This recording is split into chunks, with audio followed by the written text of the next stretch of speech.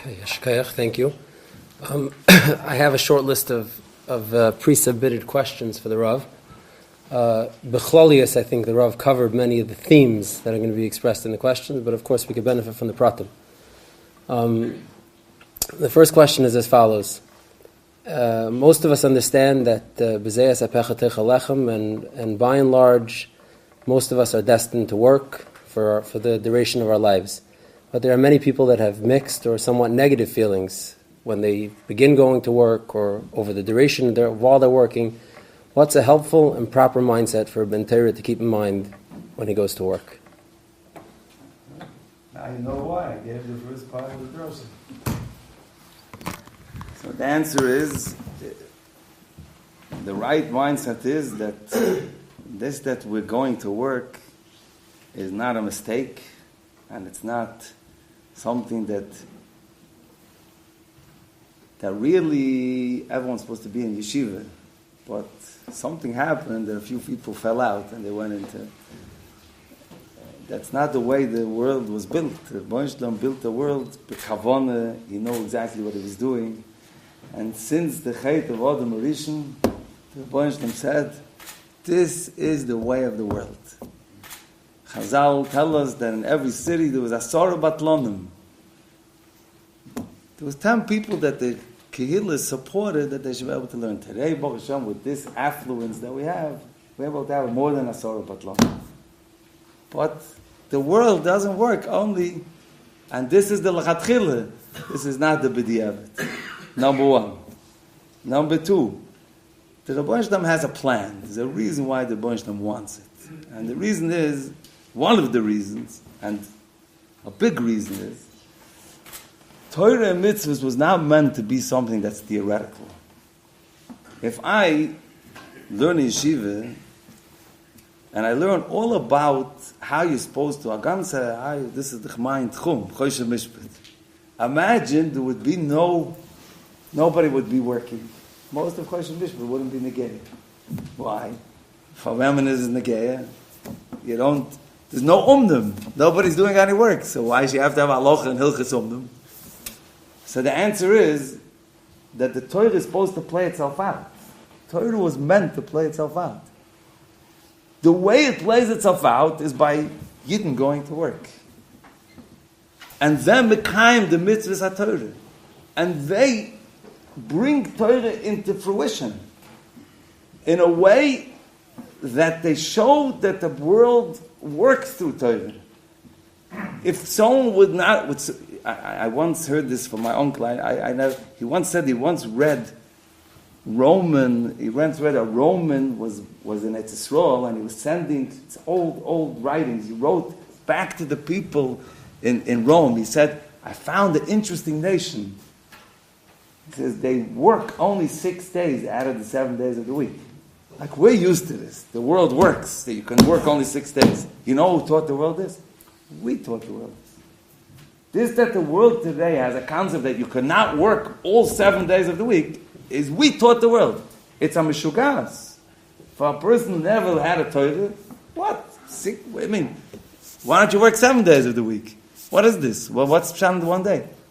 But what's the answer? Torah taught the world this. Torah taught the world that you could work 6 days and you could be Shabbos and you don't give a hoot. The business will gain an erdarein. You don't care. That means that you showed the world that Torah works. It's live. You showed the world what it means to keep Hilchas HaTorah in the world that we have. That, I think, is such a tremendous chus. We have now war in Eretz Yisrael. So you have the generals. They're sitting over there in Tel Aviv, over there in a Kiryah, someplace. They're saying all kinds of grois chochmas. Yeah. The bottom line is the war is won by the foot soldier that's there, Nebuch in the tunnel, metachas lakarke, and he's being moist and nafshoy. It's very good to have a Torah that's in Besmedrash, but a Torah that can't play itself out in the tunnels. That's what Torah was meant to do. And that's being played out by people that are going and they're doing the right thing and they're keeping the mitzvahs and they're struggling to keep the mitzvahs. I think that that's a tremendous schus. A person should look at it as a schus. And I don't know. I don't know how you do it, I have to be honest. So how can I say to you, I'm impressed that people are able to do it. I don't know. I look at myself, I don't know how do you do this? I hear all the things that people have to do in an office, and I'm sitting in my room, I'm locked up. I don't have to deal with women, I don't have to deal with gnevis, I'm not going to steal from them. I'm sitting in my... It's a challenge, and I'm impressed, and we could be proud, and I think that we are proud that Yidden are going out there and they're doing this. Ashreichem, you should continue doing it. Keep winning the struggles because you're winning the battles for us. A large part of a successful life and work experience comes down to work-life balance, and that means a work life at home and work life in regards to integrating the Torah into every detail. So the next few questions are about the work-life balance. Question number one is, what is the correct amount of ishtadlus? In both ways, meaning, is there an amount that's considered lazy? You're falazaching on ishtadlus and you're not working hard enough? And is there an amount that's overdoing it? You're hustling too much. You don't have to be working that much to get the result you're chasing. No. It's the $1 million question. You know that to these questions there's no 100% answer. But the derech klal is like this. Whatever is today considered normal, that a person, in order for him to be mafanis, his family, that he should be able to live normally, and this is called ishtadlus. And you have to do it. And you can't say, I have betochen, but derech klal, that's just a teretz. Because if he had so much betochen, he would also be very relaxed at home. He wouldn't be nervous about the bills. He wouldn't be nervous about his wife spending. He says, Mordedik, there's an open check from the Rebbeinu Shalom. It's good. So you can't have selective betochen. Someone who has real betochen is always calm. If his daughter just ripped her coat, he's relaxed. Doesn't care. The check is in the mail from the Rebbeinu Shalom. He's paying it. If someone crashed into his car, he's ruined, he has to get a new car, he's fine. The answer is that very few people really have betochen without working on it, l'chol ha'poches, 20, 30 years. And the job is never to be perfect. It's a work in progress, betochen. So most people that look at, they say, I did too much ishtadlus, man, I'm staying home. But that's klal, it's not true. So what do a person have to do? He has to do what's normal. Go look in the world, what's normal. When do you know you did too much? That I want to talk about in a minute, when you did too much. You did too much means when you stop living a life if you start living a life that's not, clearly not in tune what it means a Torah life, then you went over the status. That means, if you don't have time to daven, because every time you're running out of the minyan before Asher Volitzin because you're late, you're doing too much status. If you can't shut your phone in the middle of davening because you may miss a phone call, and who knows what will happen, the world will turn over 3 times and you lose this dollar, you did too much status. If you can't shut off the phone when you go to learn in yeshiva and besmedrash because you may miss a text from someone and they'll have big tightness on you, la'olam vod, and maybe won't do business with you, you did too much status. If you can't talk to your wife without putting away the narish phone and focusing and talk to her and learn with your kids a little bit and give them a hug and say hello to them, then you did too much status. If you can't live a life that is a basic, normal Torah life, then you know you did too much status. Anything less than that, it's not mukhrach. I don't know yet. I don't know, but you have to ask, look for your situation. Is this too much? Is this too much? But that's the raya, and unfortunately, many of us already crossed that barrier. So, that's too much ishtadlus. Too little ishtadlus. No. Two, that you have to do, that maybe you have to have more, As a follow-up question, what happens when some of these important things that the Rav mentioned come into conflict with each other? For example, how does one balance being helpful at home and available for the children at bedtime, etc., and also have consistent start on working around the work schedule, which limits his availability? The wives are groisem avinim on their husbands. The Welt says that there's three people that are not chassidim. The wife and the Gabe, who's the dritte? I gotta read the third one. Why? They know exactly who you are. Wives are big mavinim. If a husband has something by him, this is kodesh kedoshim. And if you have a normal marriage, okay, if a person has yotz maklal, he should talk to his moira derech. But a person who has a normal, healthy, normal marriage, if a person has a value, he learns Dorim not when there's a playoffs, then he's watching the game. Or if he has to go see, I don't know what's it called, I can't get it always right, the football's up something, the Super Bowl, so if he has to do Super Bowl, then he's not available, then he goes to the Super Bowl. So then his wife says, listen here, so what's the teretz? Say that comes on my cheshbon, not on Super Bowl cheshbon. So okay, so I see already that by you it's just a shine. So I'm second class. No, so she gets balay second class. Why are you not available? Well, I have to take care of the kids the whole day. They're crying and quetching. Where are you? But when a person, his wife knows, I'm ready to give up a lot of things. But this I'm not giving up. I have to learn. Then he figures it out. Aber, he has to be a shtickl besude. People that work till the last minute, they always come home late. The wife always, the supper, she has to balance between this to get the supper right for him. Then he comes home, he's nervous that the supper is not perfect. Then he's because he didn't eat a whole day.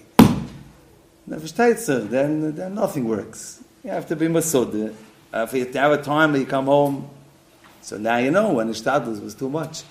If when the time comes to come home, you're still working, now you're supposed to go home. Don't do a shtadlus now.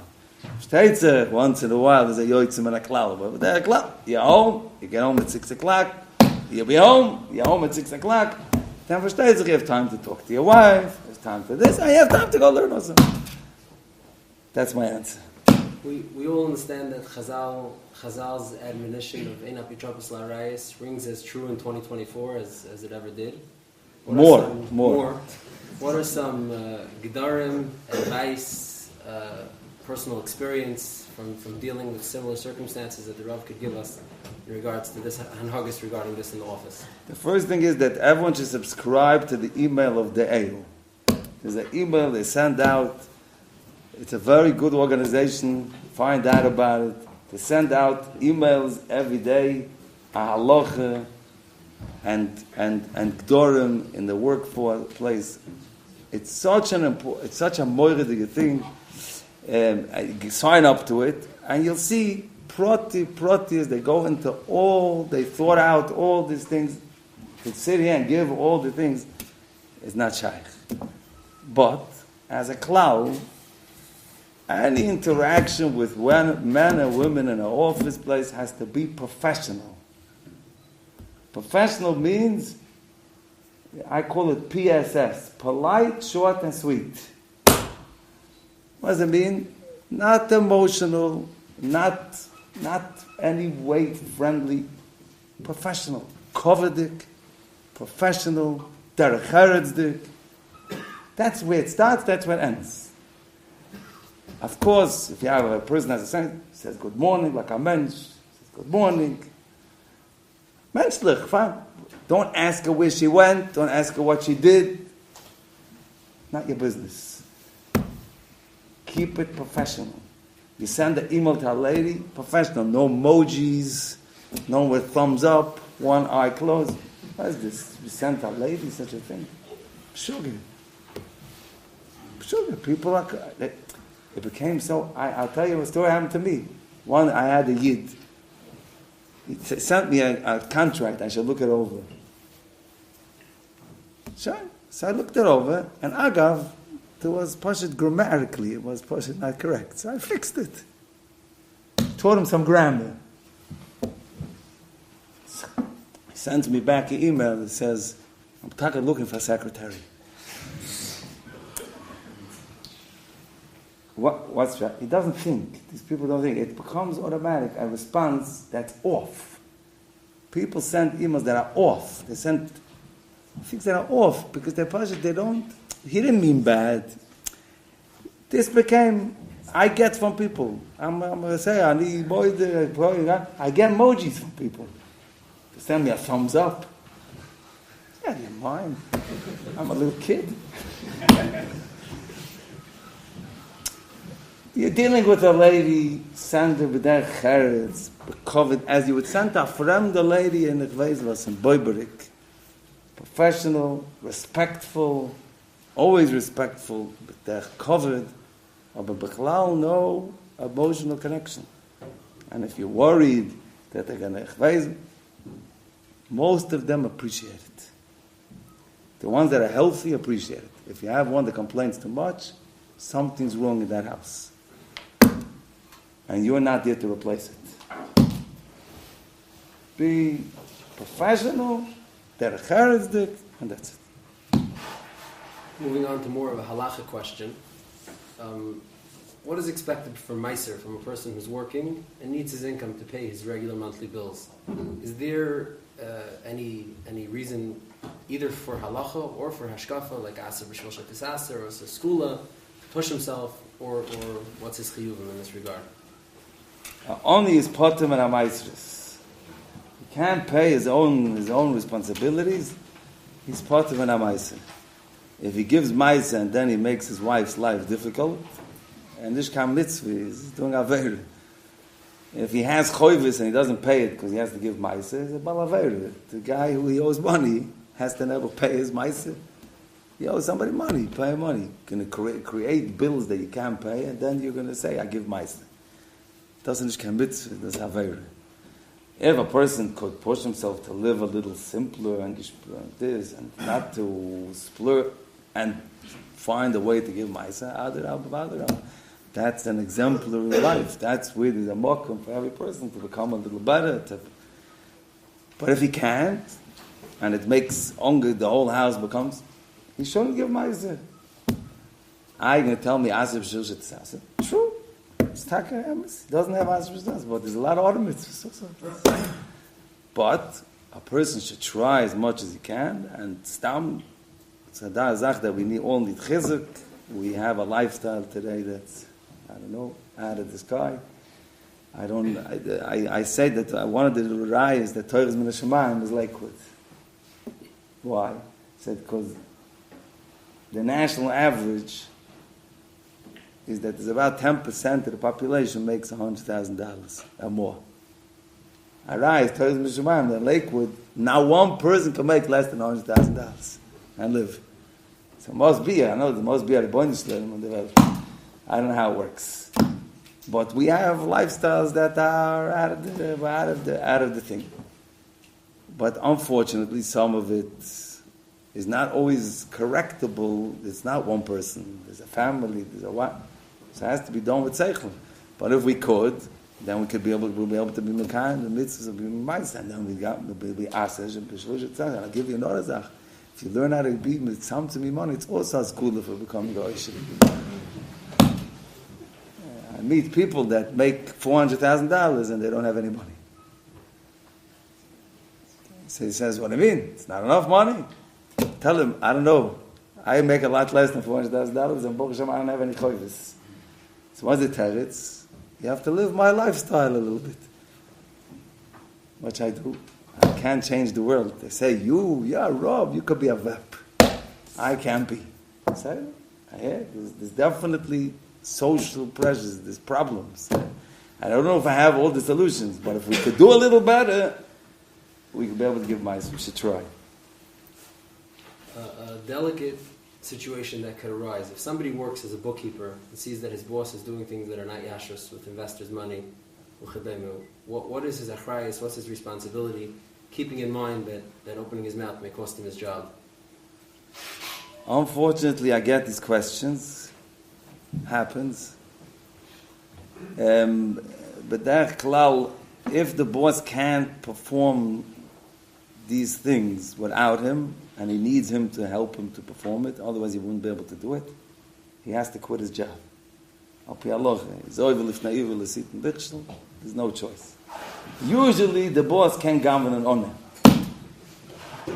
As with their klal, he doesn't need his help dafke to be able to steal. Then it goes into the shilas of Messiah, and Amol is tzirufim. He should ask, definitely a Rav. He should be in contact with someone who can help him out and guide him. But one thing I can tell you, he should start now looking for a new job. Why? Because if he's stealing from someone else, he's eventually going to steal from him. What's good for Yannick is good for him. I tell everyone, when a guy steals from one person, he's going to steal one day from everybody. If you steal from Goyim, it's a shaila of 3 months. 3 months later, he's stealing from Yidna. Doesn't work like that. People are consistent. They work the same way. If a person is not ehrlich, start looking for a new job. But if you want to know if you have to quit your job that day, okay, that you have to ask a Rav on the situation according to what the shaylas are in halacha.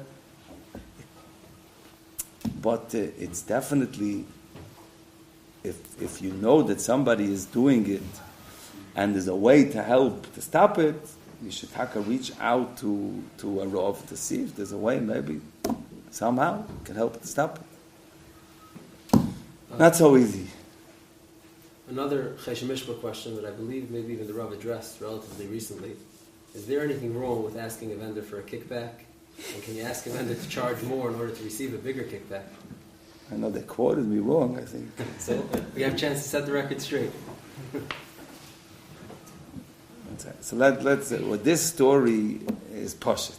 If someone works as a buyer and he gets a kickback, he's a geherig ganef. I mean, there's no, because if he could get a kickback, it means he could still get it. He could have gotten it cheaper for the balabos. What does that mean? Why is he getting a kickback? That's the guy's taking it off. So that means that he could have still got 10% discount. So why didn't you do your job? So he's like, it's not the guy. He asked the guy to move up the price. Then every dollar that he took from the guy for his job, he should return. It's Tam Agalif. He works for the guy. The Shiloh that I was talking about was not this Shiloh. And that Shiloh also didn't say what he was saying. He said, if someone is a person, they were talking about decorators or take from clients. They were saying it's Gnevis Das, they were saying it's all these Isurim. I said, those Isurim, it's not. But the issue that there is that if you pay from somebody to do a job for them, and you're doing things that are not in their best interest, then you have no right to take pay. You're not allowed to take pay. Now, it happens to be all this stuff is illegal. You go to jail for this. This is, you have fiduciary responsibilities. If you get paid to work for somebody, you're not allowed to do any of these things. Lie again. Just happened now to me. A Yid comes to me and he tells me, guys calling him up that he's working for school, he's supposed to find them the best vendors, so he's telling the guy that he should give him money. So he says, I should give you money. Why should I give you money? He says, because if not, I'm going to go with the other guy. I mean, the other guy's taking money. So he's obviously the school's paying him special to go find. So what's he doing? He's picking whoever's going to pay him the most. This is outright thievery. This and that. It's not even a mokum to ask a shayla bet. No, when you get they give you a matonel and this and that. That's normal. Everyone knows you're going to get. If you get a ticket, a game, they give you a bottle of wine. This is stuff that, yeah, okay, you can take, but if they're giving you money straight out, there's no shayla. It's poshut that it's us. Okay, this was the last question on the list, so with this we conclude. I want to thank everyone for coming out and thank the Rav for his time and his wisdom. And I think there was a phone number on the original poster if people want to submit questions for future. Good night. Zayit Matzliach, go ahead.